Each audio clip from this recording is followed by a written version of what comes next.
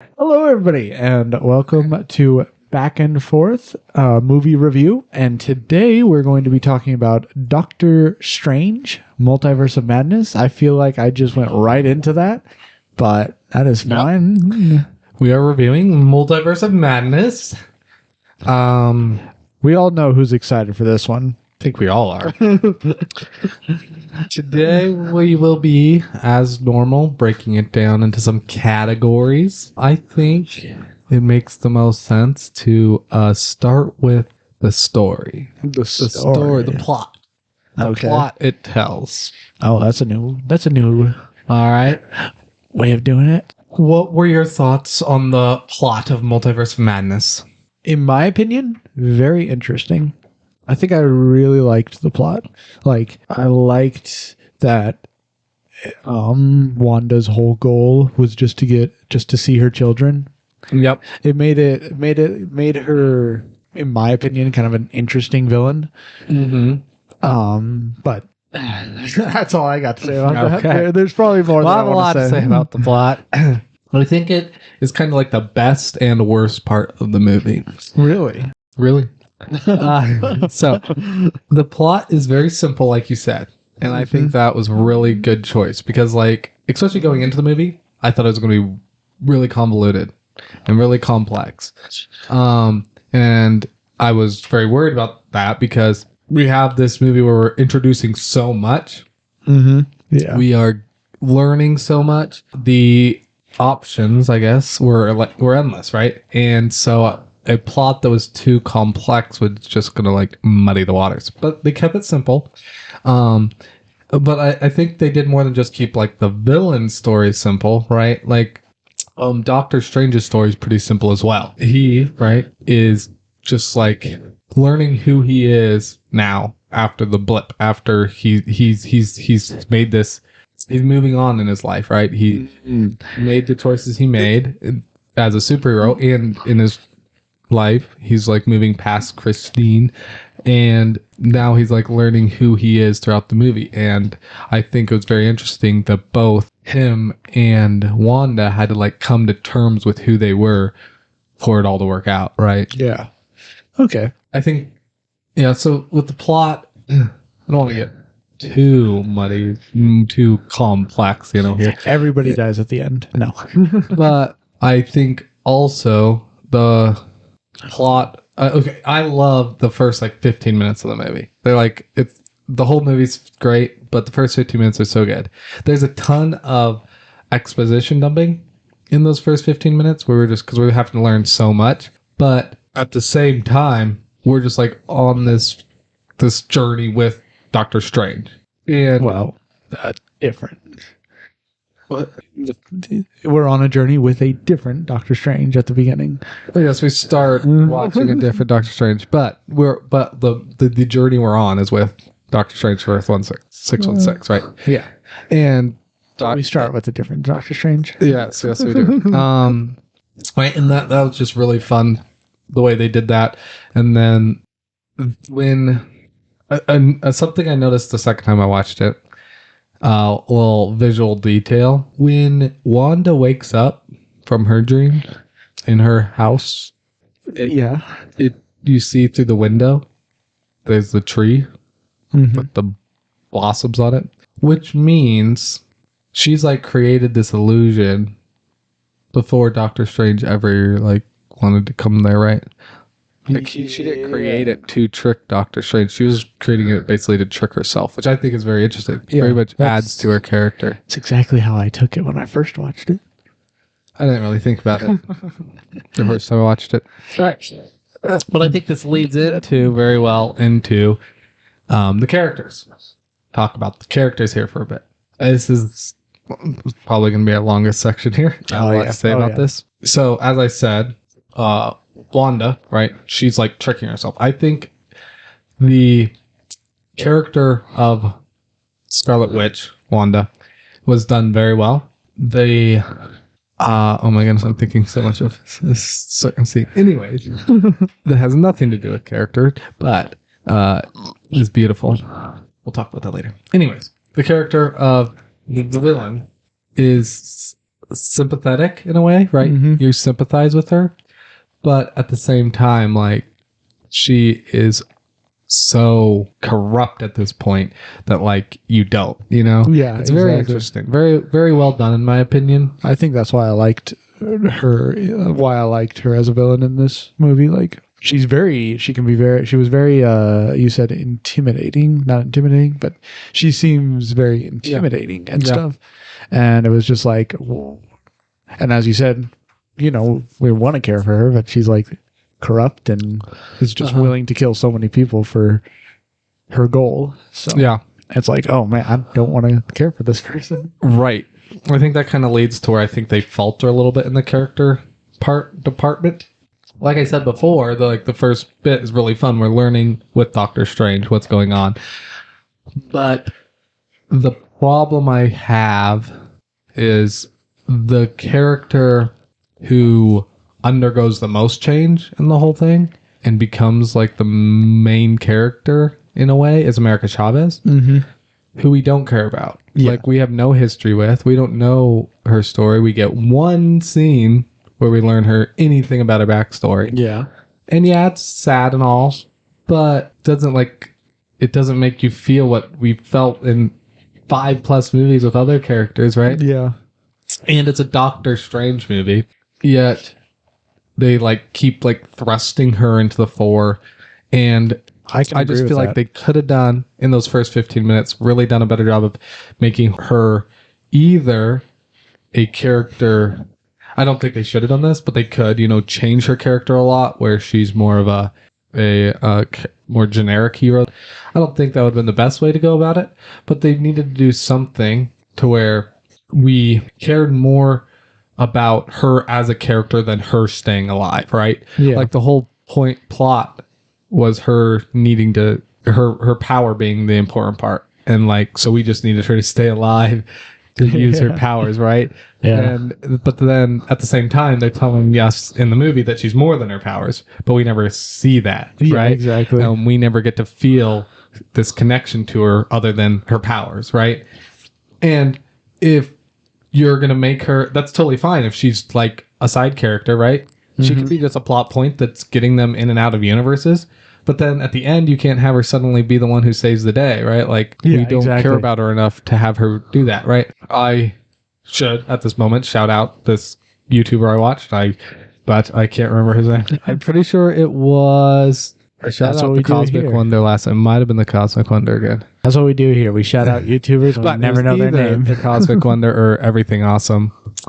One of them had a video where they laid this out too, and I was like, that's what I've been thinking. It was a really good video, and they laid out the changes that they would have done. We're not going to go into that here since it's a review, but I just think that you have to make us care about a character like that. Yeah. Oh, what? This leads into Wong. I think this is another character that they could have done better, but I think they did a fantastic job at parts of his character. I want to know what were your thoughts on that? I didn't like how he was thrust into the story really quickly. I didn't like that, but other than that, he was okay. He was Wong. I don't think I've ever been the biggest fan of Wong in the movies. Yep. So I wasn't the biggest fan. So I wasn't really focused on him. I was more focused on Wanda and Doctor Strange because... All right. Well, I'm going to disagree with you here a little bit. Okay. I really like how he was thrust in there really quickly. All right. So I'll start, I guess, with what I like about his character, since I already said that. And why I like that is because his character is so true to himself throughout the whole movie. Like, his character never wavers from who he is. And he hasn't really wavered on who he is ever since the start, right? He's the Sorcerer Supreme. Yes, he's changed, but his character is is like embodied in the fact that he's unsure of himself. It shows in the way he fights. It shows in the way he, even though he's Sorcerer Supreme, but he sees it more as an obligation than a job it's so, like the last Sorcerer Supreme, right? She was drawing upon dark energy and doing all these things to that were questionable, but they were like prolonging her life and whatnot. And she did that to help people just as much as anything else. And now he, in this same situation, gets put up there, and he like clearly is like does not want to go down that path at all. Mm-hmm. And it like shows so much in the way that he cares so much about people. And that's why Wanda was able to use him, right? Okay. He's so unsure of his powers. Like he barely uses them. And I really liked that. Where even though he's Sorcerer Supreme, I can see why people wouldn't like that. Like you're Sorcerer Supreme, you should be so much more powerful. But like he's not. He never was. Right? And that was like the point. He became Sorcerer Supreme because everybody else was dead. Right? Yeah. And so he had to become Sorcerer Supreme, and now he is. People respect him for it, and he's knowledgeable. He has the knowledge. He probably even is fairly powerful, but like he's so unsure of himself. He still feels like he's just the librarian, you know? Mm-hmm. And I really like that aspect.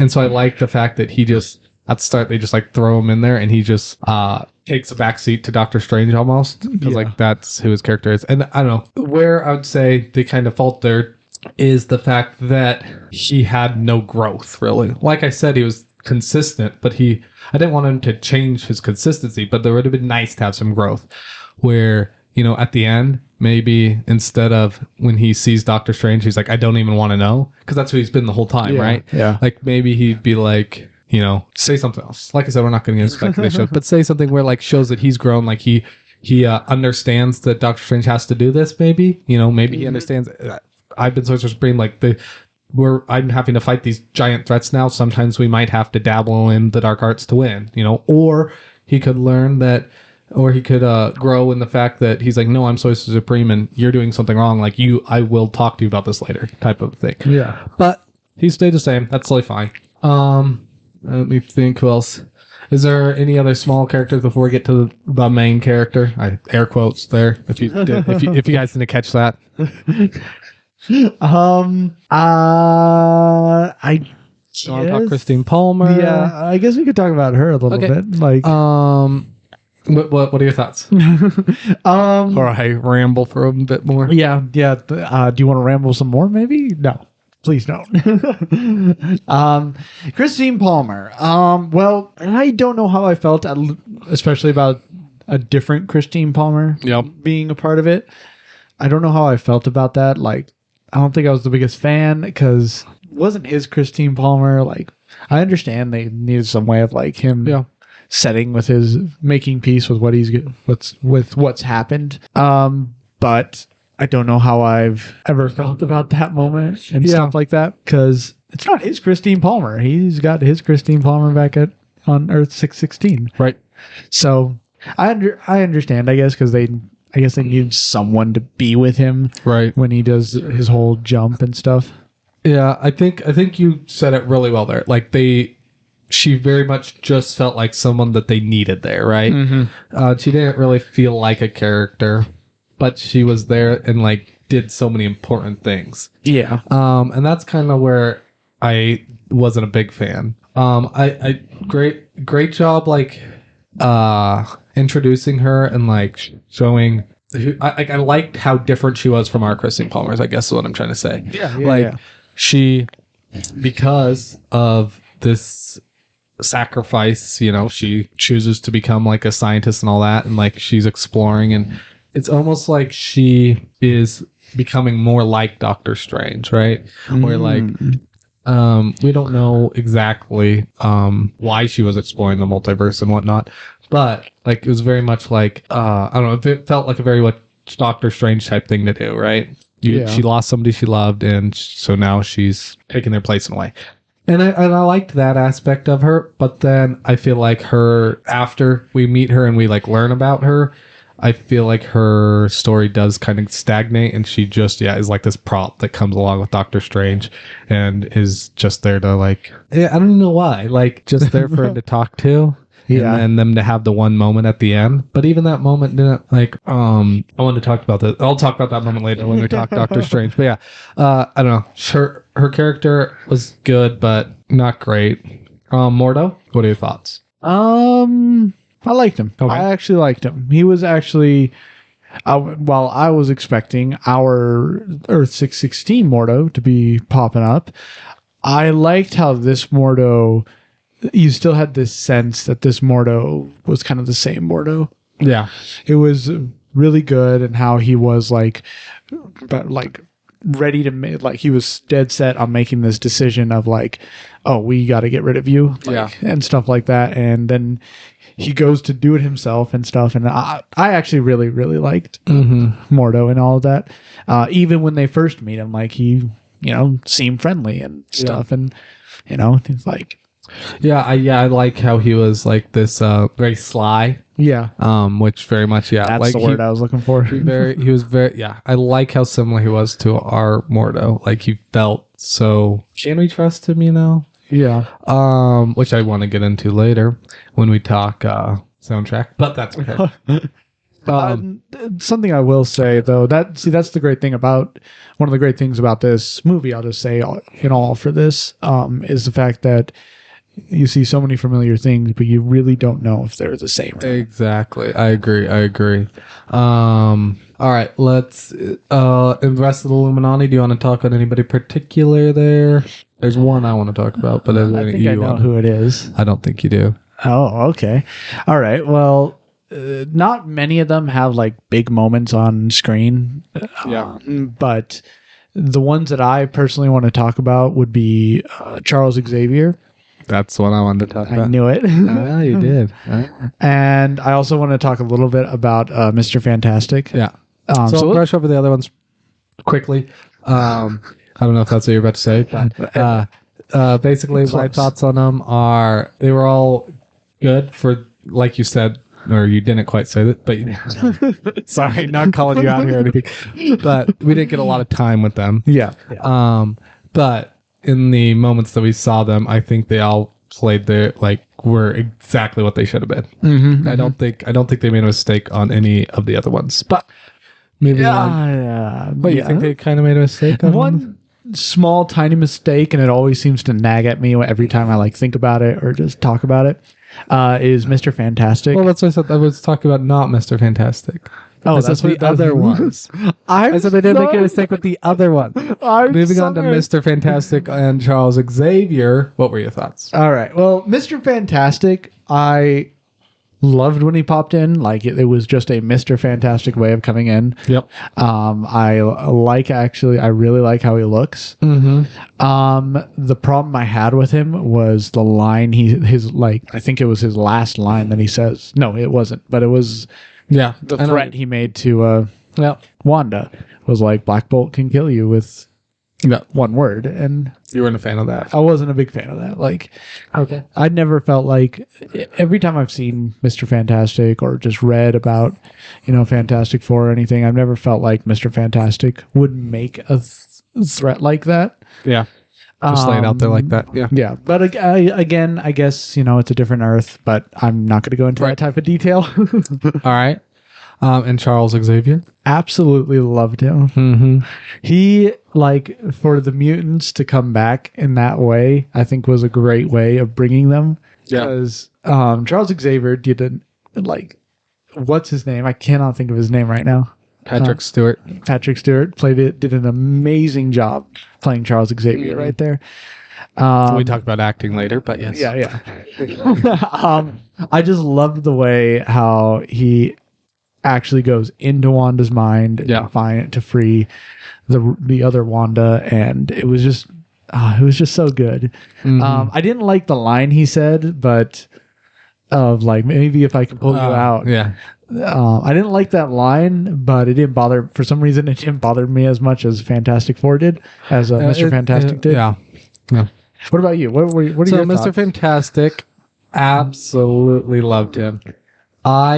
There have been very few times the first time I saw a character, I just felt like I was watching that character. I'd say Spider-Man in Homecoming was pretty darn close. I felt like I was watching Spider-Man off the comics, and maybe a couple other times. But from the moment he stepped on screen or appeared, I don't know, teleported. I'm not sure how he got there, but Yeah. from the moment he was on screen, he just felt so much like Mr. Fantastic. And we'll be talking about acting later, but it just, I don't know. The way he does just say that line. You really don't want to throw some dirt on this guy? No, I didn't love it. I still don't, but it's not for the reason of that line. There's a theory I have, which we're not talking theories here. We might mention this one later. Did I mention it to you though? I think you told me about it. And I think the reason is like that line just didn't have any real conclusion to it, right? Like none of their characters really had like a culmination, except I guess you could kind of say but anyway, like none of them really wrapped up, but they weren't supposed to. So I didn't really have a problem with it. But at the same time, I do think it was kind of there were definitely a lot of I think with the Illuminati we'll go into, because I really did not like the line that Professor Xavier says. Let me get you out of the rubble, and maybe that will stop her. Like, he's inside her mind. He's like the king of the psychic realm, basically. Like, he's one of the most powerful telepaths. He should know how this stuff works. I understand he might not know how the Darkhold works, but it was just felt so like what. But I feel like with all the Illuminati, there was a lot that they wanted to do. I know that there was a lot of deleted scenes from that. I know that there's even characters that they had shot and they decided to completely cut them out of the Illuminati. We'll talk about that in the back and forth later whenever we get all the deleted scenes and stuff. I want to get that all together. But there was a ton of stuff that they cut out, and I think that's probably why it felt like that. I think there was a lot more footage that would have wrapped it up a little bit better, but for this reason and that, they cut it out, and it did feel like it was missing something. Now moving on to Professor Xavier. Absolutely loved him as well. Oh my goodness, he felt so much like Professor X. Oh yeah. Patrick Stewart, and we're not talking acting, but my goodness. And the line he delivers, even though you stumble, Yeah. It is the only moment and that I just got choked up. Shed a tear. The second time watching it, I even did cry. Like, I was just like, it was so good. The way he delivered it, just like, it was so Professor X. Like, I've never I don't know. It just like felt like my grandpa was talking to me, but it also just felt like Professor X was literally right there talking to me. It was amazing. A few things I want to say is I've watched a ton of X-Men show. I'm sure you have as well.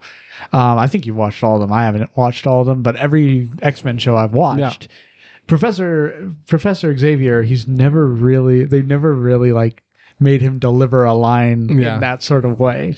Yeah, which I think is like why it makes it. You get a lot of his characters and a lot of stuff, but like him being a father figure like that is very much who he is. And yeah, I agree. Like, that's one of the best depictions. Like, we never got of that. But yeah, I think we're ready to go into Doctor Strange the Doctor Strange. Go. You start us off. What do you think? I loved it. I loved him. I absolutely loved him. Like, Doctor Strange is one of my favorite heroes in the Marvel. And in this movie, he was, like you said, he was trying to figure out who he was after the whole blip and everything. I thought he did a very good I thought he was, what's the word I'm looking for? I thought they did a very good job of having him portray that. Yeah. There we go. Okay. Sure, there might have been a scene or two where Doctor Strange himself wasn't really Doctor Strange, like wasn't really like that. Other than that, I don't want to go too deep into one of my favorite scenes. We can, unless you want to talk about it later or something. I might want to talk about it later, but I do want to say how amazingly, like, I can't even express how good of a job he does.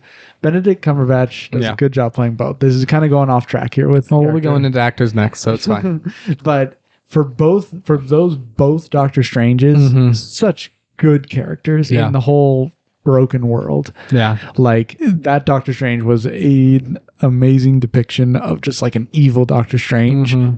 And then just like how our Doctor Strange was just like cautious and just like, I need the Darkhold and stuff like that. It was so good. I may have more, but why don't you go ahead? All right. So Doctor Strange's character. Oh, I knew it. I knew it. I really like, and I really liked all the Doctor Stranges we saw and like what their stories was and how they all like push the story forward. It's like our first Doctor Strange. Yes, like. So Defender Strange, who we see first, right? He felt so like everything he did felt very much like what our Doctor Strange would do, right? Mm-hmm. And then that led right into our Doctor Strange, and we see him, and it very much made it feel like he could need to do the same thing, be willing to do that, you know? Yeah. But he goes on this journey, right? And we go on this journey with him. And by the end, yeah, they kind of played it like, oh, is he going to, you know? Yeah, but yeah. I don't know. I knew he wasn't. And I feel like anybody who was paying attention to the movie knew that. And I really think that's what they're going for. And they did such a good job with that. So the part I didn't love was kind of the way they used Christine to do that. Oh. I just feel like they hadn't set her up well enough. It was like, I don't know, maybe Sam Raimi watched something different when he watched the first one. But I feel like What If set that up better than like the first Doctor Strange did, right? Like, Yeah. Yes, he loves her, but like, I don't know, didn't feel like she should have had that much effect on him. But I went with it, and I feel like they did a good job with where they went with it. It just, wasn't really there at the start. But another thing I really like about the way they did his character is like how in your face it is. And I guess I probably should have said this in plot, not character, but like how what he needed to do was just right there. And it kind of goes to the simpleness of the plot, but it really helped us watching this character that we love so much. Just like he just needs to get here. He needs to go get the Book of Ashanti, right? And he needs to, whatever it is. And it was so just right there for you that you were able to like watch his character grow so much. We weren't really muddled in all this other stuff. Yeah. And then I do like how his character did grow, learn everything. He took everything, and he was still that like he's so intelligent, right? And the way he's able to just take everything in, all these universes, it wasn't like he didn't ever have to be like, oh wait, can you slow down there, Mr. Professor X or Mordo or whoever it is? Can you tell me about this multiverse again? No, he like, okay, this is how multiverse works. Yeah. Takes it in, uses that, right? Said so well in that line. When Mordo's like, come on in, brother, whatever, and he's like, go on red. That just like shows how he's able to just like take everything and roll with it, but he's always paying attention. Yeah, speaking of that, when another way of talking about something like that, I guess is how I would say that, is the fact when he was captured, he talks about his Mordo to the other Mordo, and he may not have known that would have worked, but but oh my goodness, love his facial expression, and he just like turns to him, or actually doesn't, he keeps his back to him and starts talking. Oh my goodness, so good. Just like pushes all the right buttons, so good. But going off what I was saying with that, him being so smart, I think, I don't know, it's something I really got out of the movie the second time I watched it, because like there's this whole theme of him like, are you happy, right? Yeah. I didn't really like it the first time. I was like, what does this have to do with anything? And it was kind of my problem with like Christine too. But watching it the second time, I liked it a little bit more. And I think my answer, I'm not saying this is the answer Sam Raimi was going for, is he isn't happy. He's smart. And I think that really comes through at the end where we have this story, right, where he's having to learn to let someone else use the scalpel, right? And when he does do that finally, he still tells America, don't do it yet, leave this moment, right? And then he like looks at Wanda at the very end, right? And I can't remember what they say to each other there, but like it just so felt like he realized that he didn't need to be happy, right? Yeah. And I mean, that's the journey he's on, but it's more of a journey of like realizing who he is and realizing that seeing all these other versions of him, he is capable of that, right? And he has to be smart. He has to realize that the happiness he's going to get is in realizing that and being able to this isn't what I want to say, but like live with himself in that way, right? Yeah. And I think that even comes through in the post-credit scene with Clea, right? Or Clea. I never know how to say her name.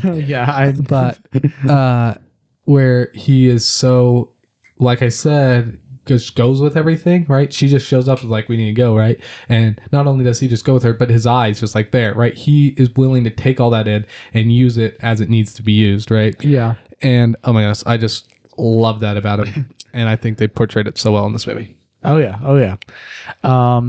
Yeah. Me wanting to say like he is an amazing MCU superhero. Doctor Strange is good. Cool. All right. I think that's all I got. All right. Well, if we can Go on. What? Oh, is there someone else you want to talk about? Or another character? Oh no. Never mind. I had it wrong. Continue. All right. So, actors. The acting. Is there anybody in particular you want to call out for being terrible? Anybody you want to say was amazing? Everybody was terrible, except for that one guy that just walks past him. No. There. Both the Benedicts? Loved it. Like, Benedict Cumberbatch does an amazing job of just talking to himself. Yep. Like, Not what I meant, but that's okay. Yeah. Go moving on. Other than that, like, I think almost everyone did an amazing job as their character. Yeah. Even in the Illuminati, I will give what's his name the credit for playing Mr. Fantastic. John Krasinski. I can't say his last name. He does do an amazing job as Mr. Fantastic. Yep. Even Patrick Stewart. Yep. Man, I'm getting names right. He does an amazing job as Charles Xavier. Whoever it is. Haley Atwell. Captain America. Sharon Carter. Yes. That's not who I was going for. Dang it. Thought I was going to go 3 for 3. We'll go to her. She does an amazing job as playing the Captain America, Peggy Carter. Yep. And Mordo, what's his name? I don't know that actor's name. Sorry. Does an amazing job playing as Mordo. Benedict. I love his voice. Just the way he like talks, and even when he like gets upset, he still sounds so calm. I just love that about him. Anyways, yeah. And then I lost my train of thought here. Sorry. Wanda. I thought whoever again her name. I can't get her name. Welcome to the episode where we forget everybody's name. Give me 1 second. I'll remember it. Well, I think she Elizabeth Olsen.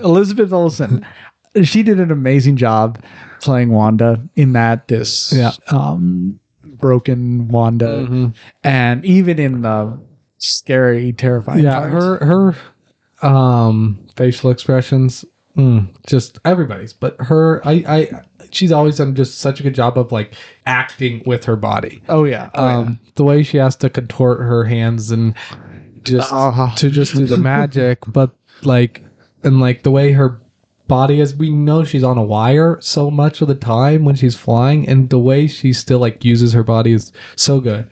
And then her facial expressions, just like on another change level of her face when she realizes that he knows that she has this illusion up, that she realizes that she made a mistake. It's just astounding. Yeah. The way her when she's dream walking, but she's playing the other Wanda too, right? The way she's like expressionless, like she is like the other Wanda's consciousness is not there, right? Yeah. And so like the way she's like so expressionless is so good. Yeah. I will say that scene with go ahead. that scene where Doctor Strange and her are talking in the illusion, and the way her face changes, just is a pretty amazing moment right there. Yeah, like, she does a very good job. So good. But yeah, I think Benedict Cumberbatch does an amazing job, especially playing different Doctor Stranges. He probably had one of the hardest parts because it's difficult playing the same character but as a different way. Like, it's difficult to do that. And then America Chavez. Yeah. I thought she did okay. Not too bad, but not good either. Yeah. Like you said when we were talking about her, she's just, we don't have enough of her backstory to really, care. And I think with her, I did at times feel like the acting could have like helped me there, like helped us really feel who she was. When she leaves the memory, like that could have been really impactful. Yeah. If she showed the emotion, but like, I don't know. I feel like the actor there did kind of like, what? Like you should be like feeling something, but then he asked about it. She's like willing to talk about it and everything. It's like, yes, that's some bad writing there, but also a little bit the acting there's not. It would be was a little subpar, but for the most part, I think she did a good job at portraying who they needed her to. I don't have too many complaints there. Okay. Anybody else you want to talk about before there's nobody else I can for a bit? There's nobody else I can think of, I guess, other than I can never remember her stinking name. Elizabeth Olsen? Yeah, Elizabeth Olsen. Okay. Wanda, yeah. I guess we could talk about the moment when just, I don't know what it is, but I always find an amazement when they have two of the same characters played by the same person in live action. Just together, but you can totally tell that they're completely different and stuff like that. It's not sure what you meant with the last part, but like you know what? Just moving on. No, I do want to talk about that scene. Is spectacular. Elizabeth Olsen does such a good job. Yeah, like showing that they are two different people. Oh, that's what I want to say. Okay, not what I was getting. I thought you were going somewhere with visuals where like they're not in the same room together because they're the same person. Yeah. But now I get what you're saying. Yeah. Yeah. Now I lost my train of thought. Oh, that scene's so good. We can get to the visuals of it later. I do want to talk about the visual of that scene because it's so good. But yes, the way that they can like act it, both sides of it, and portray the emotion. Like, yeah, oh my goodness, this, when she stands up and her boy's like, no, Mom, don't. And she just like walks for it. Yeah. Oh my goodness. And she's just like on the ground. Yeah. Elizabeth Olsen. So good.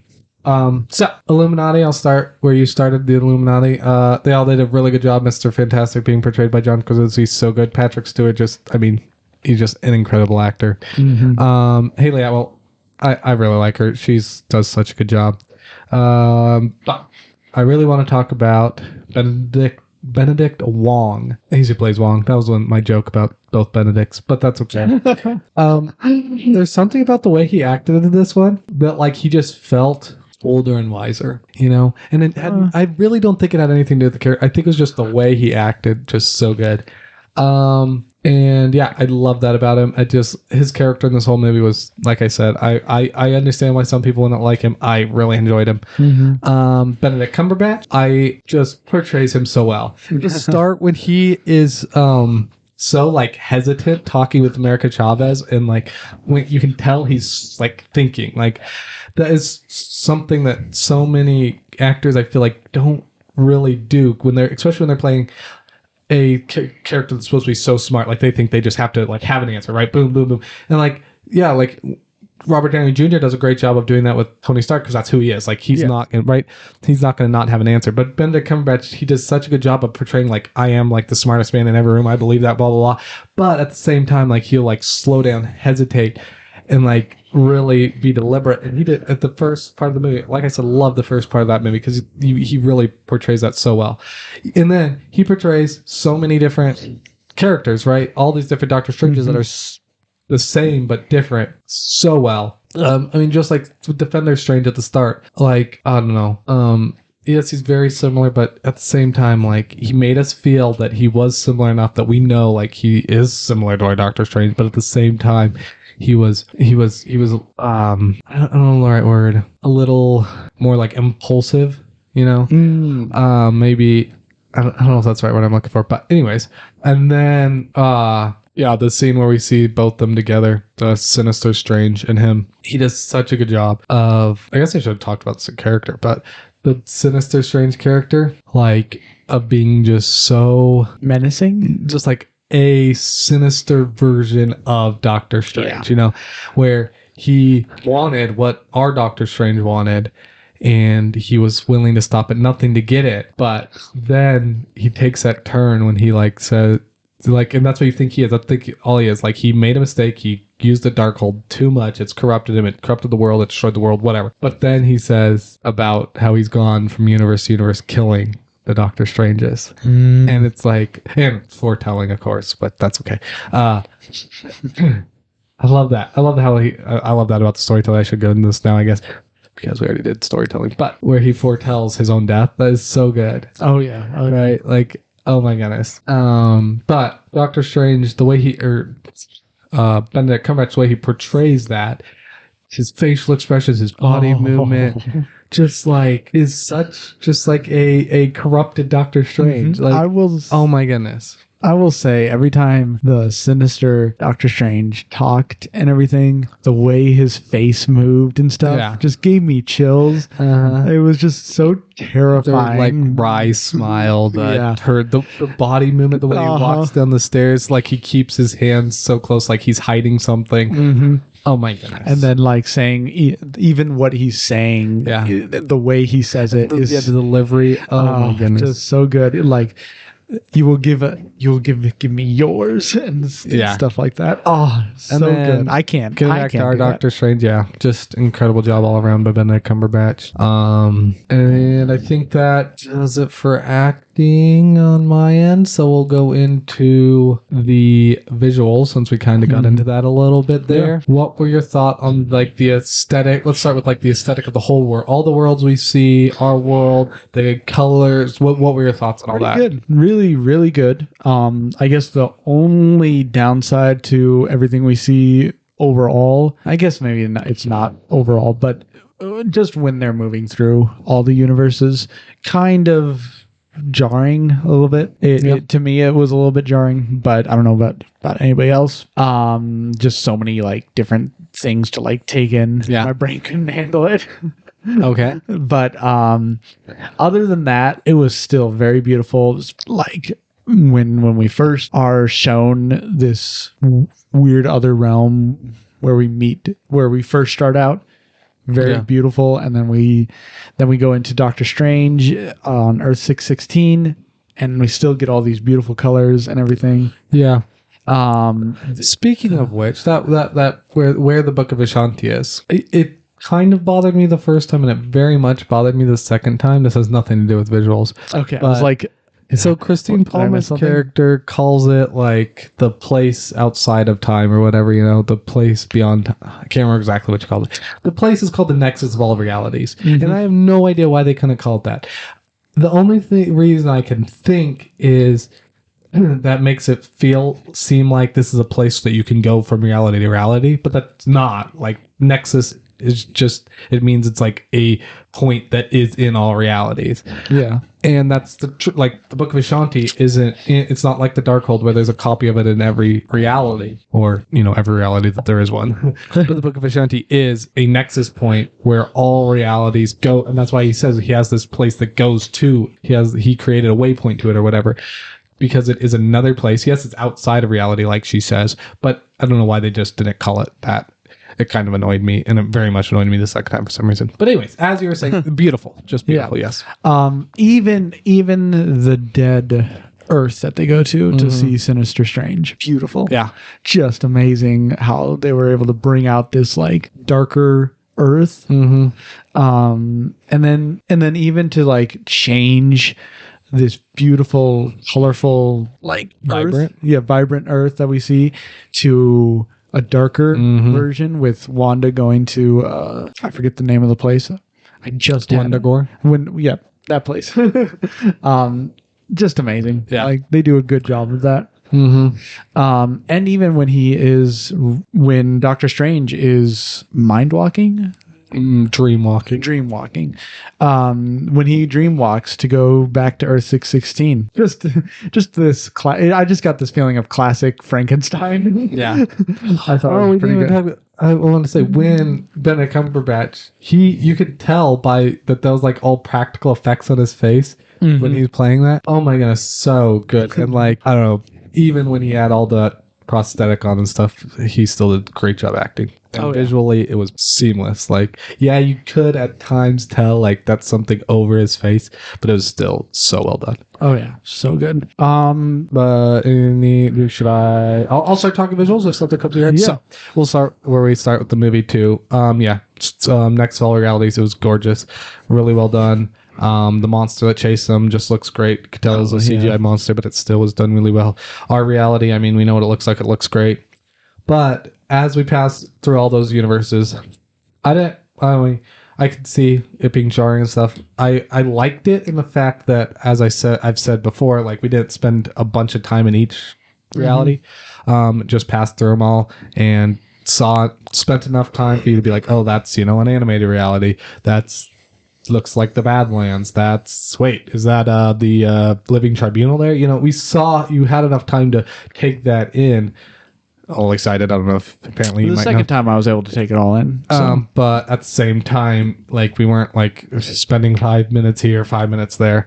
Then we get to Earth 813. And I absolutely love the look of that Earth. It looked beautiful. And I really like the contrast, as you said, to the darker world that's being disrupted. The sinister world, we'll call it. I really like the difference there, and just like the vibrant color versus completely dark. But at the same time, I like the contrast with our Earth in like the fact that like this is an Earth that has so many superheroes, so many more, right? It has the X-Men, it has the Fantastic Four. Presumably, it has whoever created the Ultron bots, right? It could have just been the Mr. Fantastic. I'm not saying that, but it could, we could have a Hank Pym, an Iron Man, whatever. And like how that has prospered Earth. Also, the fact that they were able to defeat Thanos without, snapping away 5 years. Yeah. Like how much the Earth had just prospered. But it was also this really cool contrast from this world where, giant skyscrapers, vibrant colors, but every single person that walked around that world, except for America Chavez, Doctor Strange, and then the Illuminati, had the same colors on. They were all in dark color, all like grays and browns and black. And it was just really interesting. It very much gave me a Injustice vibe, whereas like the Illuminati like controls so much of everyone's life, which I'm not saying that is the way it is, but it just gave me that vibe, and it made it almost like before I even saw the Illuminati, I wasn't quite trusting them, and I really like that about it. The Baxter building, gorgeous, and fight scenes were all great. The magic, the CGI, the dark sinister world, as you called it, looked amazing. The twisting bridge looked so good. The water everywhere. Mount Wondergoer looked really cool. Carmartage looked really good. The fight. Okay, thank you for reminding me myself. When Wanda, I loved their use of the color red in the whole movie. Like the way it depicted just darkness was so good. One thing I don't like, but I love. What? That was when she attacks Carmartage, right? There's like this cloud that comes in. Yeah. So unnecessary. I mean, and this is kind of just like Sam Raimi's directing. There's so many so unnecessary visuals that are just so beautiful. I don't care. Like that. This cloud comes in, right? And I noticed how cool it looked the first time, but I didn't notice this aspect. When we see her, right, as the cloud comes in, all we see is this red glow.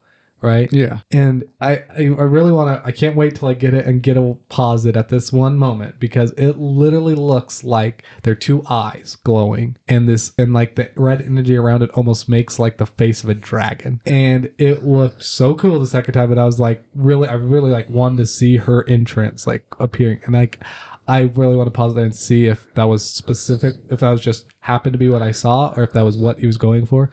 But just that it's just the way they used red to glow like that, the way her costume was red and dark, and like when she would be in really like when she's chasing them, when she comes out of the mirror, like the way her eyes glow red, and the way that we couldn't see anything but her glowing red eyes when she first comes in that one time. I think there's actually two times when she first kills the bots and comes out, and we just see these red glowing eyes get closer, and then we see her with all the the oil on her or whatever, and then the second time when she just runs and does that jump scare, and then we see her red glowing eyes. I love their use of red in that. Visuals. What else? I feel like I'm missing something. Anything else you want to talk about? What about the whole every time America Chavez did her portals? Okay, this is something I want to talk about in character. Thank you. This is something I did not like about America Chavez. And this has to do with a lot of how they didn't give us really a backstory. So in the comics, she is her superpowers aren't just that she can teleport between universes. Mm-hmm. She is incredibly strong, incredibly athletic, and like they show, like she can punch insanely hard. Like it's a joke in the comics that she can punch people into other universes since she punches and creates a portal. But that's true. Like she can literally punch people so hard they go into other universes. Like she is incredibly powerful, and they start showing that, right? But like why doesn't she know that, right? Like, has she never punched before? Has Apparently she never not. kicked before? Like, she has no idea how strong she is? That part makes no sense. I get that she's afraid to use her portal powers, and that's this whole thing. But, like, she's literally apparently been to all these scary places, but never had to punch somebody before. But she's like, oh, I'm going to punch this glass. She did kick that one time when she was fighting the big octopus. She kicked the flooring, but enough to break. That was just really, I don't know, poor storytelling. Mm-hmm. Like, you can't just she's not developing her powers at this point, right? Like she already has her powers. So it's not like we're watching her learn how to use her powers. We never get to see that. Yeah. Sadly, that would have been really nice if that was part of the story, but it wasn't.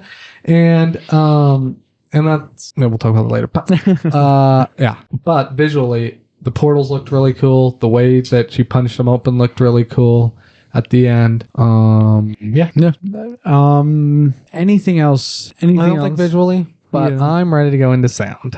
Actually, there is one more visual thing we actually did forget about: the whole fight between Sinister and. Well, yeah, I think this will be a good thing to go into then, because we could just merge right into sound, since sound was so important there too. Thank you. Yeah, that's visually beautiful. I not only love the way the flow of it all. Oh, but I also loved how they went in and out of slow motion so seamlessly. Oh, that was so good. And like how they followed details but showed us the whole. I mean, I've talked about this many times. We just did 2 episodes on fight scenes, and I've talked about them a ton. When you know what's going on, it's so nice. And from the start, you get a little confused. These, things are rising from the paper, like, why is he doing this, right? Yeah. But then right as we see him going, like, oh, you totally get what's going on. And then of course, the sound comes in and just reinforces that we know exactly what's going on. They're literally fighting with music. Yeah. But we can watch one single thing fly and know what's going on. They show us the whole thing at times. We know what's going on. We're never confused throughout the fight. Yeah.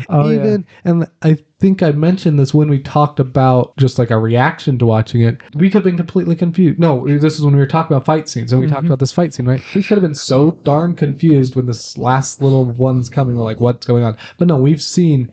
And they told this fight scene so well that we knew exactly what was happening, and it almost made it funny, but also beautiful at the same time. Yeah, but yeah, that fight scene is gorgeous. It looks, and you can even see the difference between the colors that they were giving. Yeah, there was the darker version, and then there was the lighter version, and how it gets all so tangled up at that.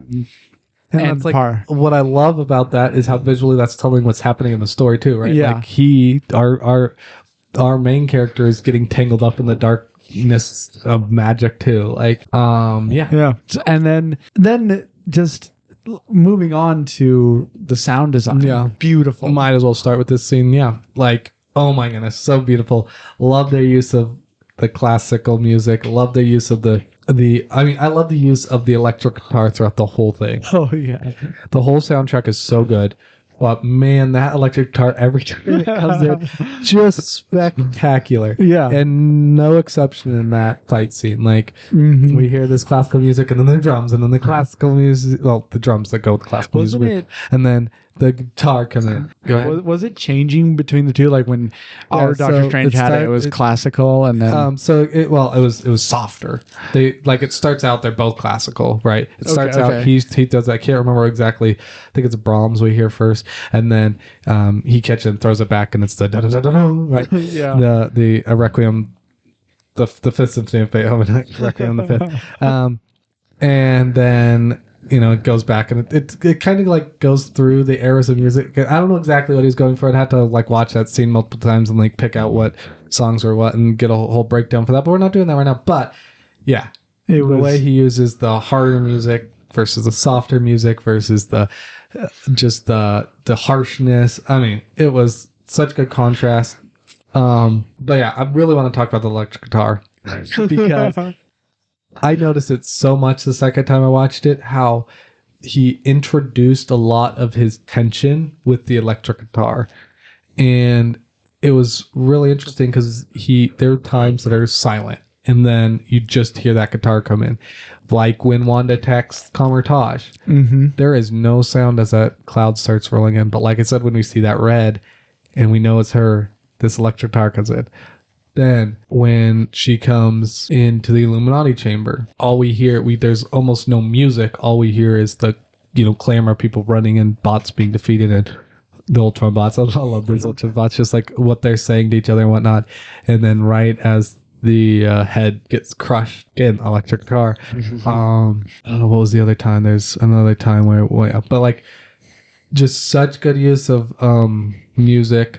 The soundtrack was incredible. I actually have never looked up who did it. I wonder if it was Alan Silvestri. It didn't feel like an Alan Silvestri soundtrack, but yeah. What do you want to say about the sound? Again, I think this is one of the few movies where I actually paid attention to the soundtrack when I first watched it, because it just flowed so seamlessly, like together, like just how everything was, the fights, the tender moments just seemed to really work well with the soundtrack. I don't think there was ever a moment where the soundtrack just did not sound like it didn't fit well.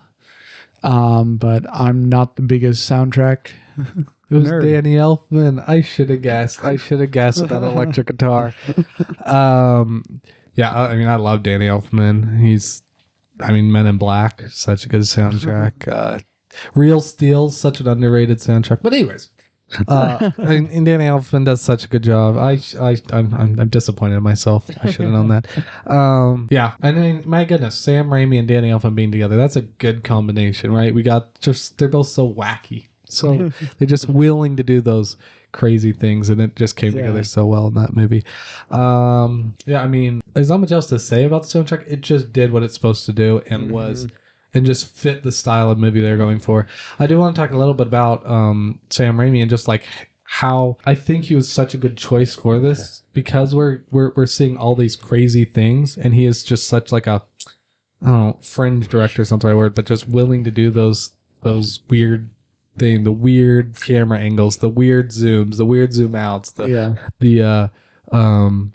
we didn't even talk about the scene with Wanda and visuals, but I'll get into that here. Like the way he shot that scene, he did such a good job of seamlessly putting these two people in the room. Like, did such a good job of the over shoulder shot when we see her face and like her just like reaching down. Did such a good job of like showing like the control and power and manipulation of each character, and just told stories so visually as well. I mean, the fight, oh my goodness, the fight scene visually in the trench between the fist fight between Doctor Strange and Mordo. The camera sweep there where they are on the one side and it just like zooms along the ground really fast.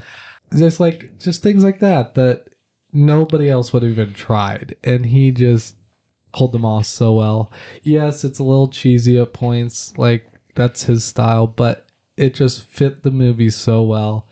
I do kind of want to get into theories a little bit here, because I think this has a good amount to do with the movie as a whole, and like I feel like you can't completely review this movie without going into because we could talk about, did the Illuminati make sense? Did the X-Men like, without like going into what that means for things coming forward. Because like you can do a really good job, but if it doesn't fit where like it's going, they did a bad job, if that makes sense, right? So I do want to talk about that a tiny bit, because on the plot side of it, the incursion, all right? This incursion, and I think that has a big deal since Leah shows up later and's like, this incursion's coming, right? And I'm guessing the incursion is going to be with Earth 813 or whatever it's called. And speaking of plot holes, Stay focused on what you're talking about. I just think it was funny that like we never see Christina Palmer go back to our other universe. Anyways, so they're at the Illuminati. Because I do think they're going to be the ones incurring with our Earth, incursioning, and I mean that's going to lead to secret wars, and I mean that's what happens, and it makes the most sense. And I'm guessing King, is going to be the big baddie. I knew it. And Mr. Fantastic, right? King's a descendant of him, which he said he had a kid. Franklin Richards would be the kid. But how do you know? It could be King himself. My theory is that it could be.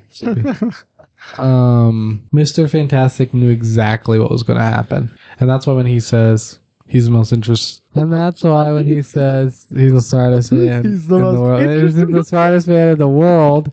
The smartest man in the world, and then he doesn't really act like it later on, is because he knew they needed to die and they're going to be brought back by the time stone or something. I like that theory, and I think that makes most sense for them, their world to converge with ours. But I could be completely wrong. Maybe it's a different world, and maybe that line does hurt a little bit. But that's my theory. And I mean, it could be because he's the most interesting man in the world. And moving on, there was another one I wanted to talk about. Wanda being dead or not, it then makes sense if she then came back through that, or if she wasn't dead. But I don't know.